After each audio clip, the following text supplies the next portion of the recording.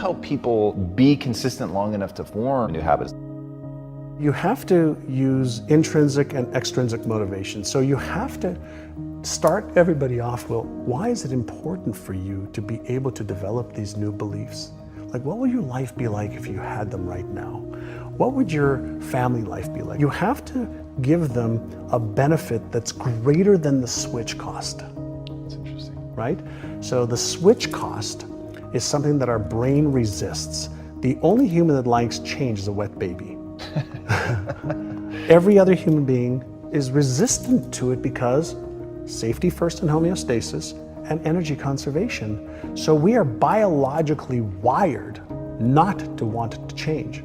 So we have to deliberately coax the brain into motivational reasons, emotional reasons. You have to have intrinsic reason, why must you do this? And so you can use pain as a frame as well. So if you don't, then are you okay with your life being like this at this age in 5 years, in 10 years, in 20 years? And if you're okay with that, then you're not a candidate for change.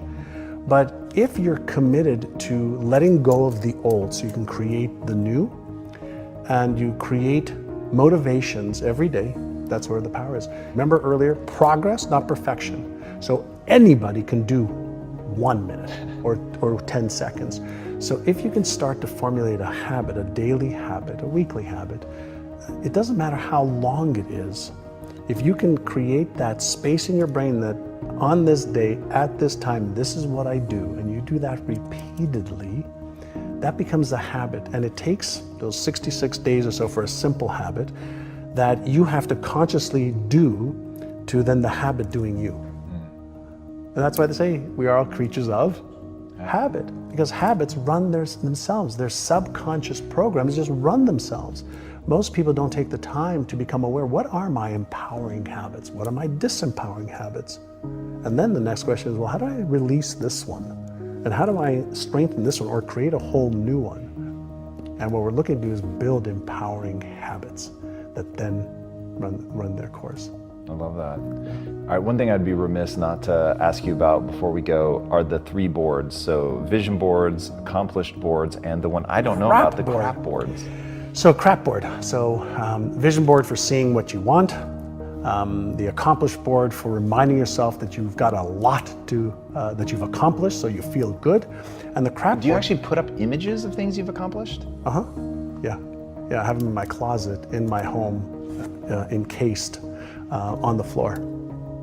Like on the floor so that you don't look at them? So I look at them just because I sit down and put on my shoes. I want to look at them every day. Interesting. Yeah. On my, I have this ritual as well. I do something called brush and prime. So on my bathroom mirror, I have my goals that are on my mirror. So that as I'm brushing my teeth, I'm priming my brain to see my goals in front of me every morning and every night. I love that. Right? So that's priming your brain, which is a whole other topic we can have. And then the accomplishment boards reminds me, whenever I look at the stuff that I've accomplished, I go, that wasn't easy. I mean, there were a lot of ups, downs, highs, lows, failures, times I thought I'd quit and I didn't. So it's to remind me to go through the times that I don't think I'm going to be able to achieve those things. And then the crap board stands for conflict, resistance, accomplishments, and procrastination. So what conflicts are happening right now that I need to resolve? What resistance is in my way? What am I resisting? What in front of me is resisting right now? And then accomplishment as well is to remind you that you can get through stuff. And then procrastination is what's causing me to procrastinate. So if you create a crap board as well, you have that in front of you, and then you can create a game plan for what am I going to do about it? What am I going to do about the conflicts? What would you put on a board for conflicts? Is it a picture of a person? Oh, it could be a person that you're having conflict with. It could be something you're trying to figure out that's conflicting, whether it's in your company, a department, whether you're having conflicting thoughts of should you do it, shouldn't you, and there's uncertainty. Any conflicts that you are experiencing is going to create neural dissonance in your brain. It's just going to create chaos in your brain. And so if you take it out of your head and you put it on a sheet of paper, you can look at it, and now you're one step removed from what's happening in your brain. And so the more you can be in coherence It's the equivalent of being part of a band that's in harmony, that every player is just like, oh man, this just sounds so good.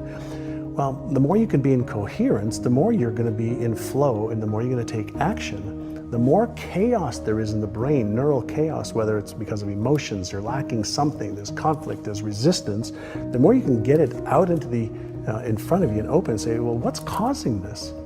The easier it is for that Einstein brain to say, okay, well, maybe I could do this, maybe I can do that, but I can also call a friend or a mentor or a coach, or I can research it.